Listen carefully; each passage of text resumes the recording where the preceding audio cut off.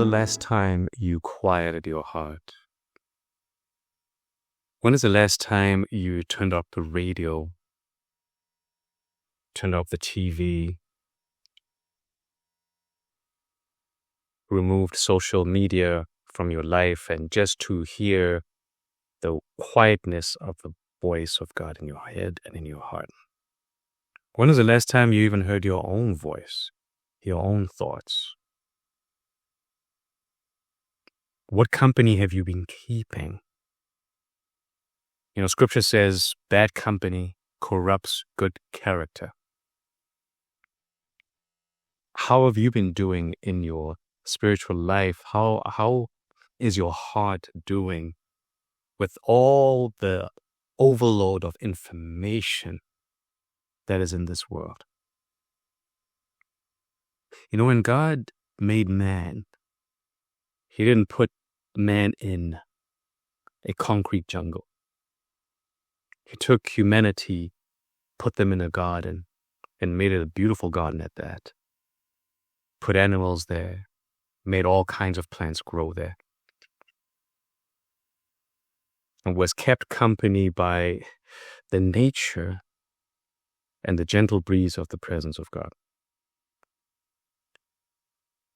Such that whenever a man would turn around and look around, all they would see would be the glory of God.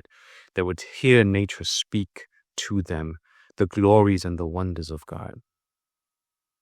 They would understand the essence of who God is by looking at the very nature that they were placed in. But as man developed, and as technology would do, out of our insecurities, our technology grew immensely.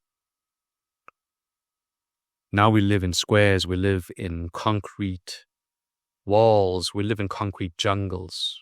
We've drowned the voice of God with our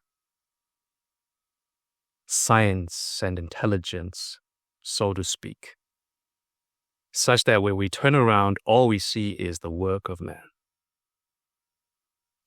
Once in a while, we'll see the work of God, and it doesn't impress us anymore because we're more so surrounded by the pride of life.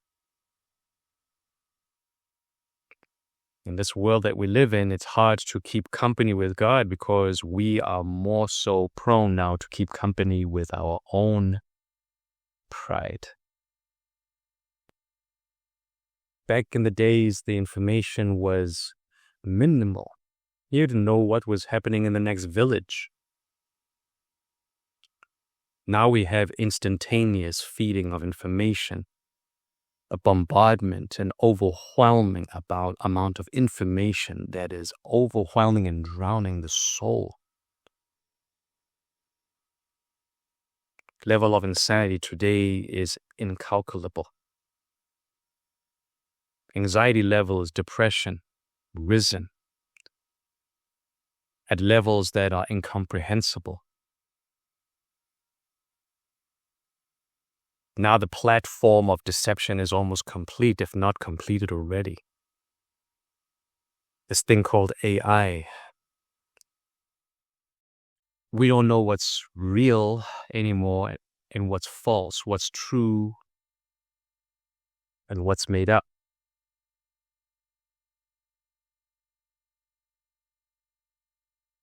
And one wonders, what can we do to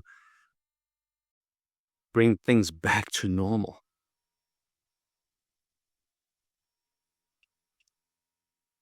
We need to still our hearts again to listen to the still, quiet voice of God. And I'm not saying to listen to your own heart. You are not God, by the way. This is not a religion where you're going to still your heart so they can hear your own voice and call yourself somebody who's speaking to God, the God within me. God is transcendent. Yes, He dwells within us, but He doesn't say, search within yourselves to find me. He tells us to look heavenward, upward, above ourselves, outside of ourselves. He revealed His truth a long time ago. There's only one thing that I would say is stable in this world. Because now that we've tampered with his nature, yes, that's stable too, but we've tampered so much with this creation of his, we're just surrounded by our own pride of life, like I said. But he's also given us his word.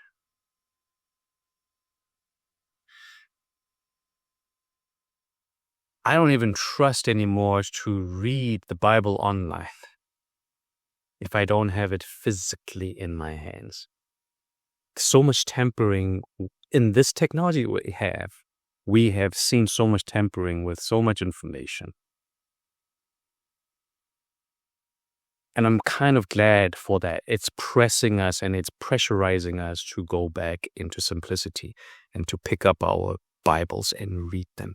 Get some physical papers between our fingers and read and meditate on this word. When is the last time you did that?